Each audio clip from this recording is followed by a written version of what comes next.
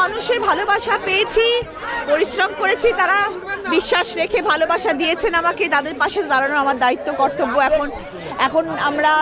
এখন অনেক দায়িত্ব এসে গেছে, এখন অনেক ভালো ভালো কাজ করতে হবে, মানুষের পাশে থাকতে হবে, মানুষকে, এই যে মানুষরা আমার পাশে এতদিন ছিল 2 মাস ধরে, তারা যে আরও আগামী 5 বছর যে তারা আমার সঙ্গে থাকবে, এটাই আমার কাছে সব থেকে আনন্দের, এবং আমি তাদের পাশে থাকবো, এটা আরও বেশি আনন্দের। দিদি একটা মানে ইয়ে আছে, বদনাম আছে লকেট চট্টোপাধ্যায়, শিল্পী, আর তার কথা বলে লাভ নেই।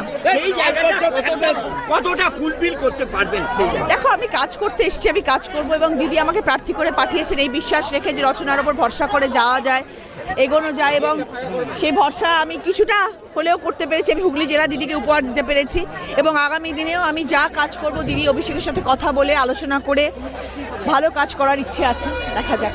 দিদি নাম্বার 1-এর এক অন্যরকম লুক ছিল, হুগলি নাম্বার 1-এর একটা অন্যরকম লুক।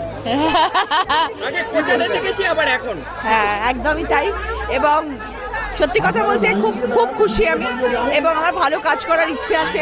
আমার অফিস নেওয়া হয়ে গেছে, আমার ঘর নেওয়া হয়ে গেছে, তো ন্যাচারালি কাজ শুরু করবো এবার। মানে মানুষের পরিষেবার জন্য বাড়ি কি করবেন এখানে? ভাড়া নিয়ে নেবো।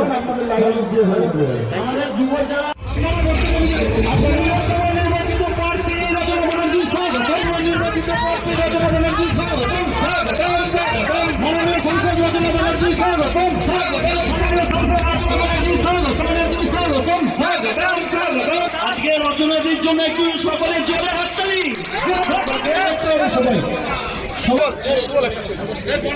আমার পরে সবাইকে ডাকা মঞ্চে আসার জন্য অনুরোধ করছি। দুটা তুমি মঞ্চে চলে এসো, দুটা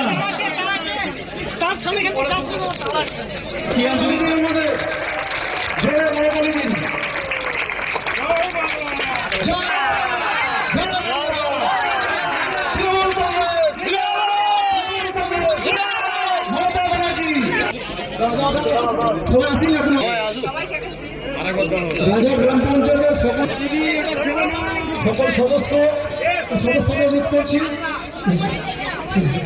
সবাই